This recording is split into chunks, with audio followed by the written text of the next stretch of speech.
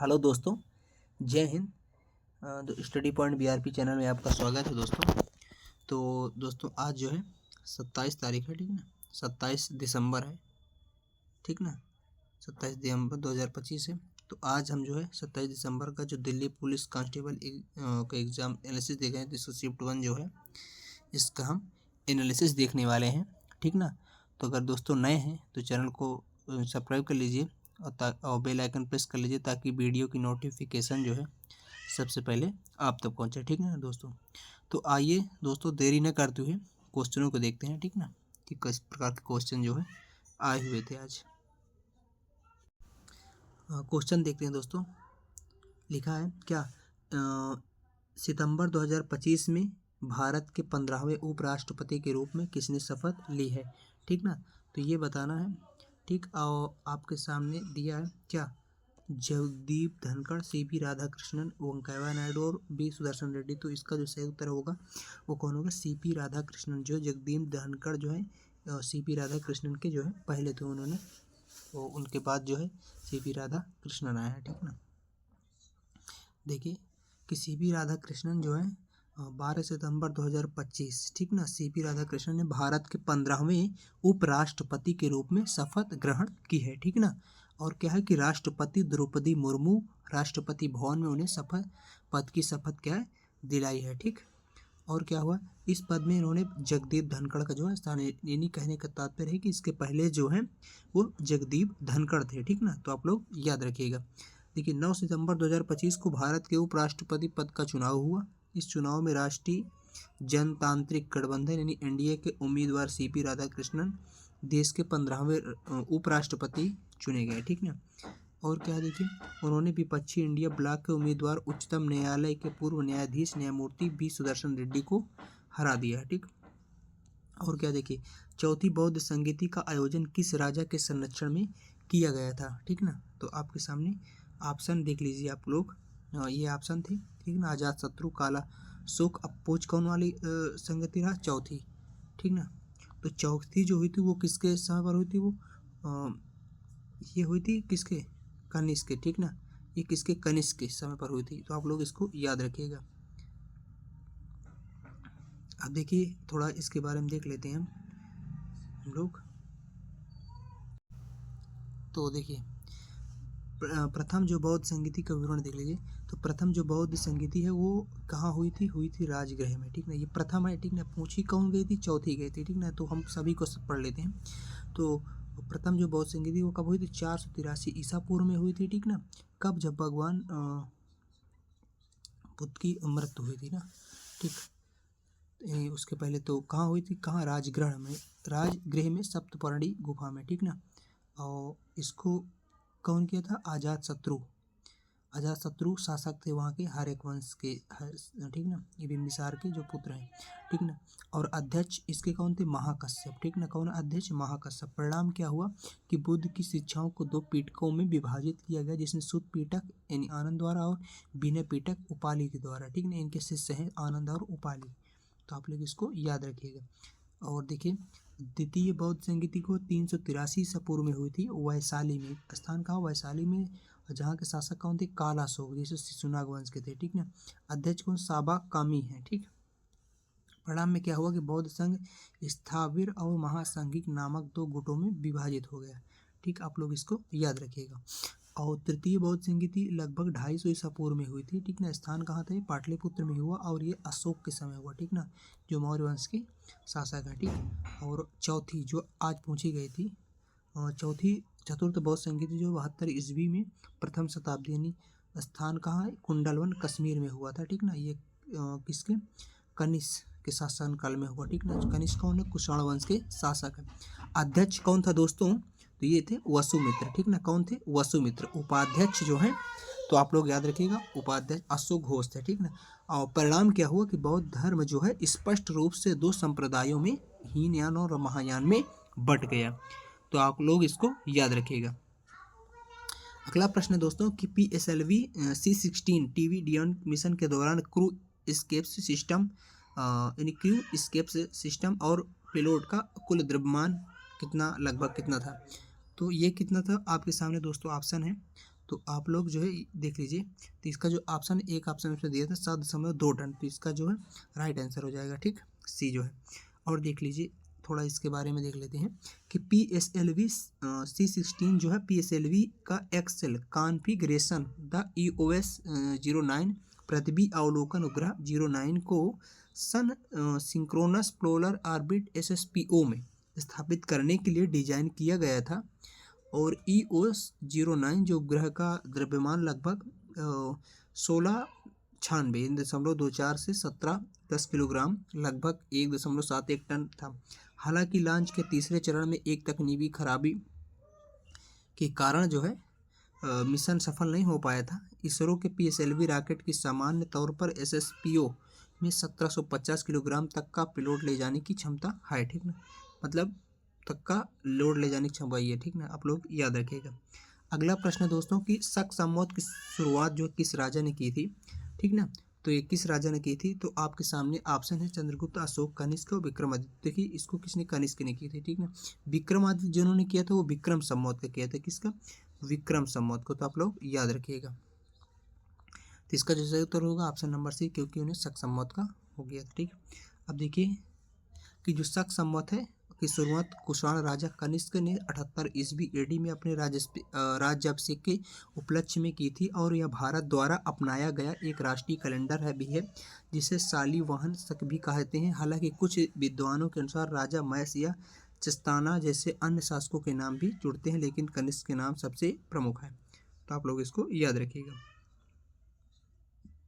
अगला प्रश्न दोस्तों कि 1991 में भारत में लागू की गई NEP का पूर्ण रूप यानी फुल फॉर्म क्या है, तो फुल फॉर्म आप लोग बताइए क्या है, कि न्यू एजुकेशन पॉलिसी, ये आपके सामने ऑप्शन है, ठीक।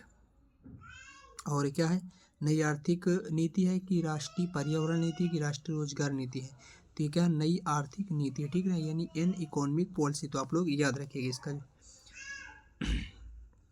देखिए इसके बारे में देखते हैं दोस्तों। देखिए नई आर्थिक नीति जो 1991 के प्रमुख उद्देश्य भुगतान क्या है, अब देखिए उद्देश्य कौन है, भुगतान असंतुलन को ठीक करना, यानी 1991 के समय विदेशी मुद्रा का संकट था, जिसे दूर करने के लिए नीति लाई गई थी। और क्या था कि आर्थिक स्थिरता थी, तो उच्च मुद्रा स्फूर्ति, महंगाई दर को कम करना और अर्थव्यवस्था को स्थिर रखना, ठीक ना। और इसका क्या उद्देश्य था कि उच्च विकास दर पर प्राप्त करना, यानी देश की अर्थव्यवस्था की विकास दर में वृद्धि करना था। और क्या करना था, विदेशी मुद्रा भंडार बढ़ाना था, यानी पर्याप्त विदेशी मुद्रा भंडार का निर्माण करना, ताकि अंतर्राष्ट्रीय व्यापार में मदद मिल सके, ठीक ना। ये सभी इसके आप लोग देख लीजिएगा, ये सभी इसके क्या उद्देश्य है, तो आप लोग याद रखिएगा। वैश्वीकरण भी क्या है इसका, वो है, ठीक। तो आइए अगला क्वेश्चन है दोस्तों कि बाउल लोकगीत और नृत्य परंपरा मुख्य रूप से किस भारतीय राज्य से संबंधित है, तो ये दोस्तों पश्चिम बंगाल से संबंधित है, तो आप लोग इसको याद रखिएगा, ठीक है, ये शायद कल भी पूछा गया था, ठीक। और बाउल बंगाल क्षेत्र के राष्ट्रवादी ख्यालियों या कवियों का एक समूह, जिसमें बांग्लादेश की पराग घाटी और भारतीय राज्य पश्चिम बंगाल, ठीक ना, भारतीय राज्य पश्चिम बंगाल, त्रिपुरा और असम सम्मिलित है। इसमें सूफीवाद और सहज का मिश्रण होता है। बाउल एक समन्वित धार्मिक संप्रदाय और संगीत परंपरा दोनों है, ठीक ना। बाउल कई संप्रदायों वाला एक विषम समूह है, लेकिन उसमें क्या अधिकतर वैष्णव, सहजी और सूफी मुसलमान है, ठीक ना। और क्या है एडिशनल, देखिए बिहार में ये बिहार के लोक नृत्य हैं, तो आप लोग इसको देख लीजिए। बिहार में जट जाटिन देखिए नृत्य के साथ, इसलिए अब बखो वैखिन पवरिया समा चकवा विदेशिया, ठीक ना। मध्य प्रदेश में जवारा मटकी है, आड़ा खड़ा नाच फूलमती, ये सभी है। नौटंकी रासलीला कजरी जो है, ये सब कहाँ के, उत्तर प्रदेश के, तो आप सभी को याद कर लेना, ठीक ना। यहाँ पर जैसे पश्चिम बंगाल के बाउल याद है ना, तो आप लोग इनको सभी को याद कर लेना, ठीक।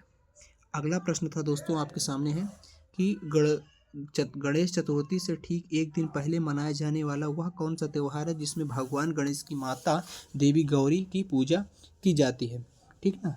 तो आप लोग उसको याद रखिएगा। देखिए ये कौन है, तीज है, ठीक है।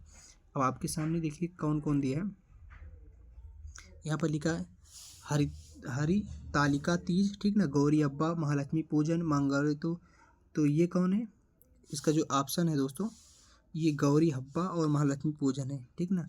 हमारे यहाँ पर तीज के रूप में मनाया जाता है, लेकिन ये हरतालिका तीज, देखिए हरतालिका तीज के भी नाम से भी जाना जाता है। देखिए अब थोड़ा देख लेते हैं कि गणेश चतुर्थी ठीक एक दिन पहले मनाया जाने वाला त्यौहार गौरी हब्बा है, जिसमें भगवान गणेश की माता देवी गौरी की पूजा की जाती है, खासकर दक्षिण भारत कर्नाटक में, और इससे उत्तर में हरितालिका तीज के नाम से भी जान देखिए पता तीज के नाम से भी जाना जो विवाहित और अविवाहित महिलाओं द्वारा सुखी और वैवाहिक जीवन और मनचाहे वर्ग के लिए मनाया जाता है। ठीक ना, तो वहाँ पर आप लोग ऑप्शन देख लीजिए, क्योंकि ऑप्शन यहाँ पर ऊपर नीचे भी हो सकते हैं। ठीक ना, तो आप लोग क्वेश्चन लेकिन ऐसा ही था। ठीक ना, 1958 के कॉमनवेल्थ गेम्स में क्या है 100 किलोग्राम फ्री स्टाइल कुश्ती में स्वर्ण पदक किसने जीता था? तो ये है आपके सामने ऑप्शन है मिल्खा सिंह है क्या, और ये राशिद तभी ना। ठीक ना, तो इसका जो कौन जीता था वो लीला राम सांगवान ने जीता था। ठीक, आप लोग इसको याद रखिएगा। देखिए 1958 के कॉमनवेल्थ गेम्स कार्डिफ में 100 किलोग्राम फ्री स्टाइल कुश्ती में भारत के लिए लीला राम सांगवान ने स्वर्ण पदक जीता था, जो हैवी वेट वर्ग में भारत के लिए पहला कॉमनवेल्थ गेम्स स्वर्ण पदक था। ठीक ना, और देखिए दोस्तों 1951 में एशियाई खेलों में भारत ने सर्वाधिक पदक किस इवेंट में जीते थे, यह क्वेश्चन था। तो किस इवेंट में जीते थे आपके सामने ऑप्शन है फुटबॉल, तैराकी, भारोत्तोलन या एथलेटिक्स। तो ये किस में जीते थे दोस्तों, ये जीते थे एथलेटिक्स में। ठीक ना, तो ये एक ऑप्शन था, तो आप लोग इसको याद रखिएगा। अगला प्रश्न दोस्तों कि भारत ने 1951 की नई दिल्ली में आयोजित उद्घाटन एशियाई खेलों में कुल 51 पदक जीते, जिसमें सर्वाधिक पदक एथलेटिक्स में आए। भारत एथलीटों ने एथलेटिक्स में 10 स्वर्ण पदक, 12 रजत और 12 कांस्य पदक सहित कुल 34 पदक जीते, जो उस संस्करण में भारत का सर्वश्रेष्ठ प्रदर्शन था। अगला दोस्तों क्वेश्चन है कि कांडला बंदरगाह क्या है? कांडला बंदरगाह भारत के किस राज्य में स्थित है? ठीक ना, ऐसा प्रश्न है कि कांडला बंदरगाह भारत के किस राज्य में स्थित है? ये दोस्तों गुजरात में स्थित है। कहाँ? गुजरात में। ठीक ना, आप लोग इसको याद रखिएगा। और इसकी जो मतलब अगर पूरे को याद करना है, ठीक ना, इसको पूरे को याद करना है तो इसी चैनल पर जो है दोस्तों शॉर्ट वीडियो में, किसमें? शॉर्ट वीडियो में जो है, शॉर्ट वीडियो में ये सभी जितने भी बंदरगाह हैं उनको एक ट्रिक के माध्यम से समझाया गया है, तो आप लोग उसको ज़रूर से देख लेना। ठीक ना, अब देखिए कि कांडला बंदरगाह गुजरात में स्थित एक ज्वारी बंदरगाह है। ठीक ना, और क्या है, इसका नाम बदलकर दीनदयाल बंदरगाह कर दिया गया है, और यह एक व्यक्ति के नाम पर रखा जाने वाला तीसरा बंदरगाह है। ठीक ना, अन्य दो मुंबई के जवाहरलाल नेहरू पोर्ट और कामराज बंदरगाह हैं। ठीक ना, और देखिए कांडला बंदरगाह कच्छ की खाड़ी से 90 किलोमीटर की दूरी पर कांडला क्रीक पर स्थित है। बंदरगाह से 9 किलोमीटर की दूरी पर कांडला SEZ स्थित है, जो 1965 में स्थापित किया गया था। ठीक ना, अगला प्रश्न है दोस्तों आपके सामने कि निम्नलिखित में से किस मामले में राज्यसभा और लोकसभा को समान अधिकार प्राप्त है? ठीक ना, आपके सामने ऑप्शन दिए गए हैं, आप लोग देख लीजिए। संविधान ये सब आप लोग ऑप्शन इसको देख लीजिए।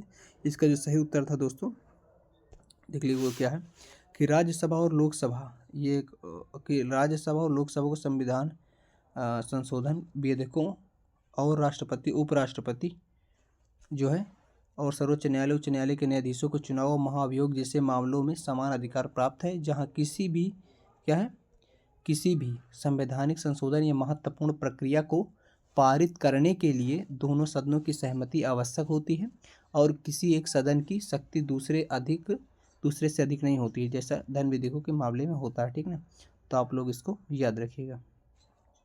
अगला प्रश्न दोस्तों, भारतीय खाद्य निगम FCI की स्थापना किस वर्ष हुई थी? ठीक ना, तो ये आपके सामने दोस्तों ऑप्शन है किस वर्ष हुई थी, तो ये दोस्तों हुई थी 1900 इसमें। अब देखिए भारतीय खाद्य निगम FCI की स्थापना 14 जनवरी 1965 को हुई थी। खाद्य निगम अधिनियम 1964 के तहत नियम को देखिए, खाद्य निगम अधिनियम 1964 के तहत। ठीक ना, और स्थापना कब हुई? 14 जनवरी 1965 को हुई। अब देखिए FCI की स्थापना उस अवधि के दौरान की गई थी जब भारत को खाद्यान्न को भारी कमी का सामना करना जो है रूप से गेहूं जैसे अनाज की, और सरकार का उद्देश्य देश में खाद्य सुरक्षा सुनिश्चित करना था। ठीक ना, और देखिए इसका प्राथमिक लक्ष्य किसानों को प्रभावी मूल्य समर्थन प्रदान करना, देश भर में खाद्यान्न का समान रूप से वितरित करना, बिन राष्ट्रीय केंद्र सुरक्षा सुनिश्चित करने के लिए खाद्यान्न का पर्याप्त भंडारण बनाए रखना था, ठीक ना। तो ये है, ठीक ना। एफसीआई संचालन तंजौर तमिलनाडु में शुरू हुआ, इसे दक्षिण भारत का अन्न भंडार के रूप में जाना जाता है, ठीक ना। और समय के साथ एफसीआई भारत में सबसे बड़े आपूर्ति श्रृंखला प्रबंधन संगठनों में से एक बन गया, ठीक ना, जो खाद्यान्न की परिवहन और वितरण का प्रबंधन था, ठीक ना। अगला प्रश्न दोस्तों कि PSLV C-16 मिशन के लिए उपयोग किए गए प्रक्षेपण यान का विशिष्ट कॉन्फ़िगरेशन क्या है, ठीक ना। तो ये क्या है, इसको तो आप देख रहे PSLV XL, ठीक ना। अगला प्रश्न दोस्तों कि राष्ट्रमंडल खेलों CWG के इतिहास में भारत ने अब तक किस खेल में सबसे अधिक स्वर्ण पदक जीते। तो किस में जीते दोस्तों, वो निशानेबाजी में जीते। किस में दोस्तों, आप लोग याद रखिए, किस में जीते, निशानेबाजी में, ठीक ना।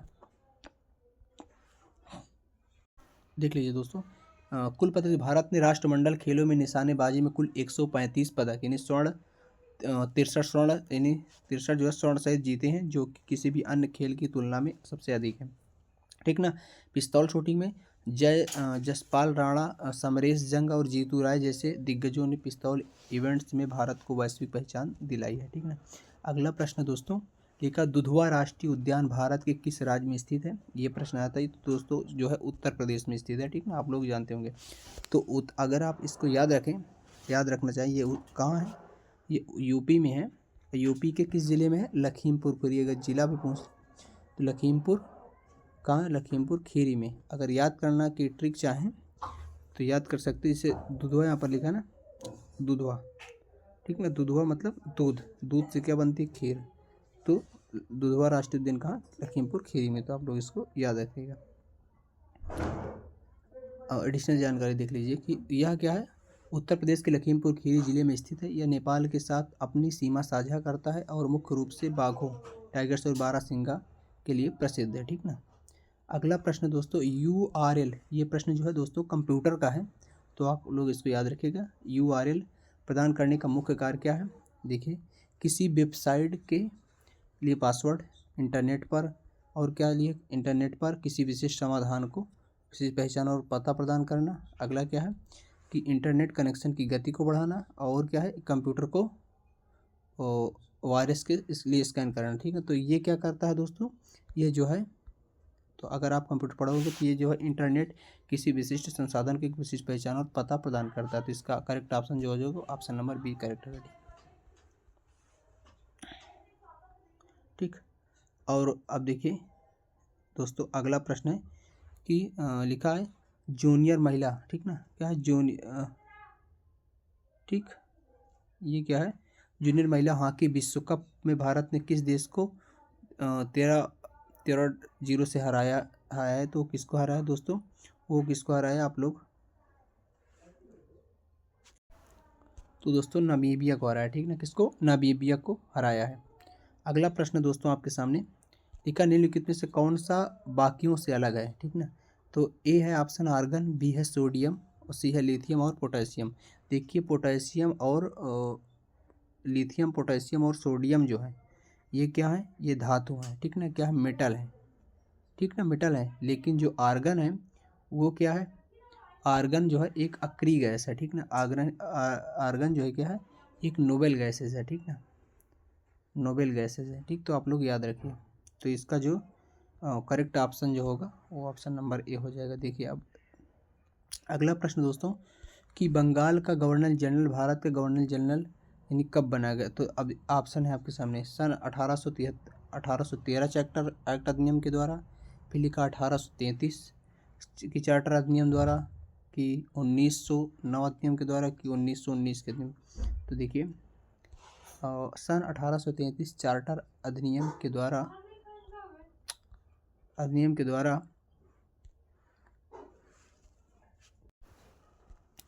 1833 चार्टर अधिनियम के ने ब्रिटिश भारत के प्रशासन को केंद्रीकृत करने के उद्देश्य से यह बदलाव किए। कौन कौन बदलाव किए, शक्तियों में इन्होंने क्या बदलाव किया कि इस अधिनियम ने बंगाल के गवर्नर जनरल को भारत का गवर्नर जनरल बना दिया और उसे सभी नागरिक और सैन्य शक्तियाँ प्रदान की, ठीक ना। और क्या हुआ कि प्रथम गवर्नर जनरल जो लॉर्ड विलियम बेटिंग भारत के पहले गवर्नर जनरल बने।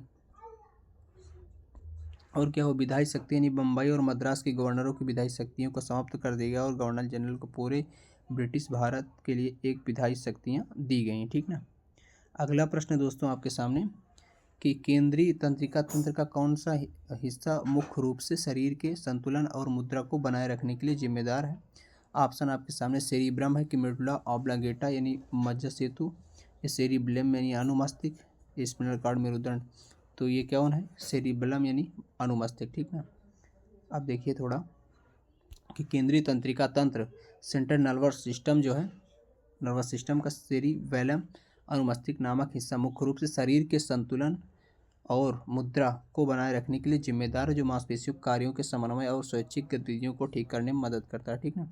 कार्य क्या है दोस्तों कि यह मस्तिष्क का वह भाग है जो गति और समन्वय को नियंत्रित करता है, सुनिश्चित करता है कि आपकी गतिविधियां सुचारू रूप से और सटीक हों। ठीक ना। स्थान क्या है, यह मस्तिष्क के पीछे ब्रेन सिस्टम के पास स्थित होता है और इसे अक्सर छोटा मस्तिष्क भी कहते हैं। ठीक ना।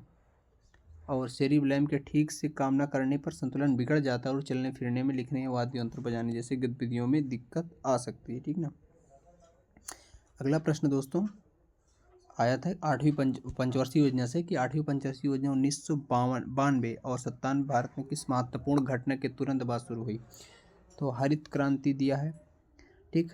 और क्या हुआ कि 1991 के आर्थिक संकट और उदारीकरण, कि 1971 भारत पाक युद्ध की मंडल का आयोग का कार्यान्वयन। ठीक। तो ये क्या हुआ, क्योंकि ये तो सब अब बाद पहले हुआ था, ये 1991 इकोनॉमिक क्राइसिस एंड लिबरेशन की वजह। ठीक ना। तो ऑप्शन नंबर जो 20 करेक्ट होगा। अगला प्रश्न था दोस्तों प्रसाद। ठीक ना। प्रसाद योजना का पूर्ण रूप क्या है।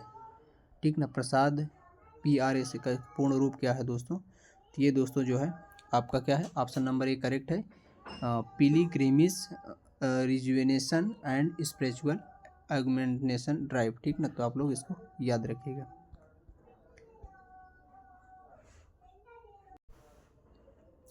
अगला जो प्रश्न दोस्तों लिखा, प्रसिद्ध उपन्यास गोदान के लेखक कौन है। तो दोस्तों आप लोग सभी को पता है गोदान के लेखक मुंशी प्रेमचंद है, तो इसका ऑप्शन नंबर भी करेक्ट होगा। अगर और भी पूछ ले, गोदान है, गबन है, सेवा सदन है, तो ये सब किसके हैं, मुंशी प्रेमचंद के हैं। आप लोग याद रखिएगा। ठीक। अब देखिए यहाँ पर लिखा है गोदान मुंशी प्रेमचंद की रचना है और इसे उनके सबसे महत्वपूर्ण और अंतिम उपन्यासों में से एक माना जाता है, जो भारतीय ग्राम्य जीवन और किसान संघर्षों का सजीव चित्रण करता है। 1936 में प्रकाशित हुआ। ठीक। अगला प्रश्न दोस्तों ग्लोबल हंगर इंडेक्स 2025 में भारत का स्थान कौन सा है, आपके सामने दिया है। 100 ये ऑप्शन है, 105 है कि 111 कि 102 कि 107। ऑप्शन नंबर इसका जो है दोस्तों C करेक्ट है। ठीक ना। 102। और देखिए जो जैसे ह्यूमन डेवलपमेंट यानी HDI में भारत का स्थान कितना है, 130 है। ठीक ना।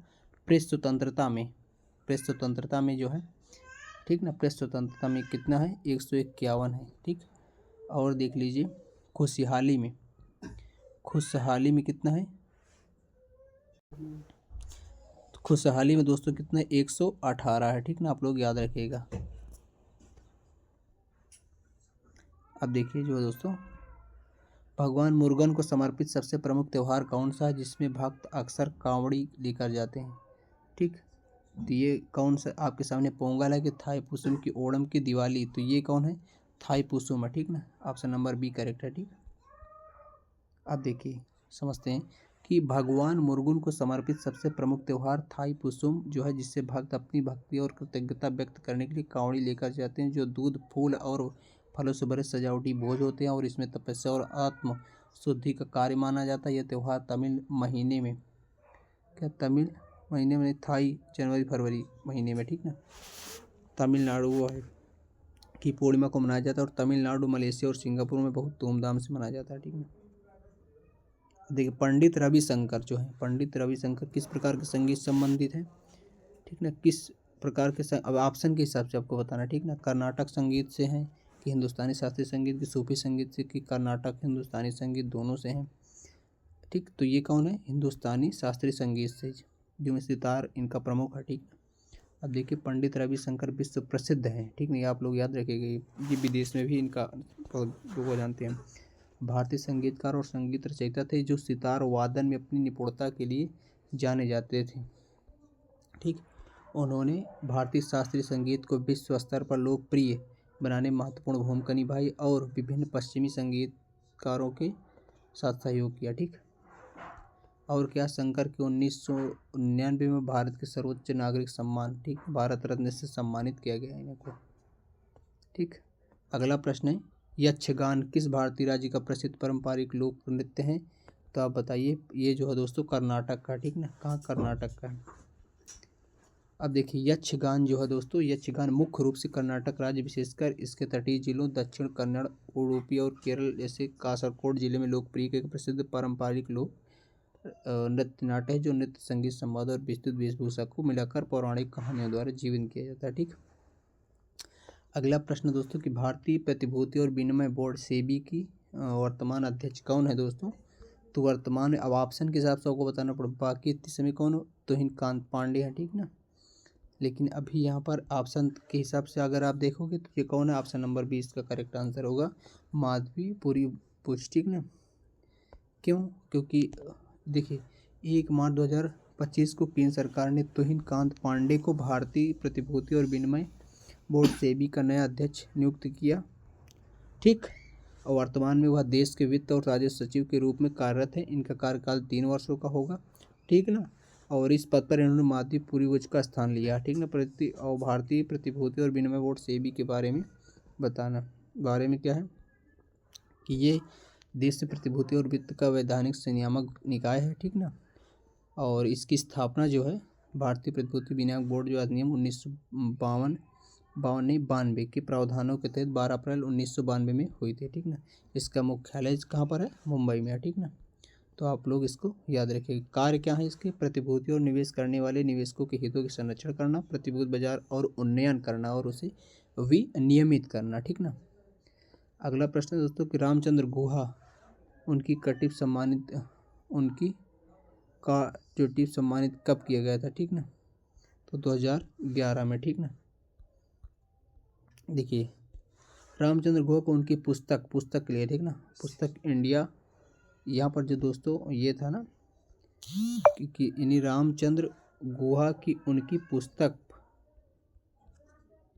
ठीक, उनकी पुस्तक कटिप कर सम्मानित की गई, यह प्रश्न था। ठीक ना, देखिए उनकी पुस्तक इंडिया आफ्टर गांधी के लिए 2011 में अंग्रेजी भाषा के लिए साहित्य अकादमी पुरस्कार से सम्मानित किया गया था। यह पुस्तक 1947 से 2007 तक भारत के इतिहास का विस्तृत विवरण प्रस्तुत करती है और इसे महत्वपूर्ण एवं प्रशंसित रचना माना जाता है। ठीक ना, अगला प्रश्न दोस्तों कि भारत के मुख्य चुनाव आयुक्त कौन है? तो आप लोग को पता ही है कौन है, ज्ञानेश कुमार। ठीक ना, कौन है, ज्ञानेश कुमार। इसके पहले कौन थे, राजीव कुमार थे। ठीक ना, तो आप लोग इसको याद रखिएगा। ये क्या है, 19 फरवरी 2025 को, ठीक ना, कब, 19 फरवरी 2025 को ज्ञानेश कुमार भारत के 26वें और मुख्य निर्वाचन आयुक्त के रूप में पदभार ग्रहण किया। एक किसके आधार पर थे, राजीव कुमार का। ठीक ना, तो दोस्तों इतने क्वेश्चन मिले थे। ठीक ना, तो अगर दोस्तों नए हैं तो चैनल को सब्सक्राइब कर लीजिए। ठीक है, और बेल आइकन प्रेस कर लीजिए ताकि वीडियो की नोटिफिकेशन जो है सबसे पहले आप तक पहुँचे और आप जो लोग हैं इसका जो है बेनिफिट ले सकें। अगर आपको थोड़ा सा भी इससे बेनिफिट हो तो कमेंट करके ज़रूर बताइएगा। ठीक है, तो चलिए दोस्तों मिलते हैं नेक्स्ट वीडियो में, तब तक के लिए जय हिंद।